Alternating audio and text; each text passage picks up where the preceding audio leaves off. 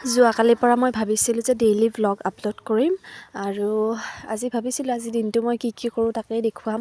তাৰপিছত ৰাতিপুৱাই কি হ'ল, আমাৰ গাঁৱৰ বাইদেউজনীয়ে মানে ফোন কৰিলে, তাতে মাতিলে আমাক যাবৰ কাৰণে, বৌক আৰু মোক। সেইকাৰণে আৰু আমি যাবই লগা হ'ল ৰাতিপুৱাই পাই। আৰু এইফালে যোৱাকালি মানে চমৰীয়া সভাৰ পৰা পাণ আনিছিলোঁ, তাকে যোৱাকালি খোৱাই নহ'ল জানেনে। আজি ভগাই মেলি খালোঁ। বাকী চবেই খাইছে কিন্তু মোৰ মানে খোৱা হোৱা নাছিলে, সেইকাৰণে এতিয়া মই ভগাই খাব লগা হ'ল। মই পাণ বনাব ক'লে আকৌ মই চূণ তুণ দিব নিদিওঁ, এনেই খাই ভাল পাওঁ। আৰু এইফালে চাওকচোন, বৌ আৰু মই আহিলোঁ এতিয়া বাইদেউহঁতৰ ঘৰত। একফালে স্কুটি চলাই আছে, একফালে মোবাইল লৈ আছোঁ।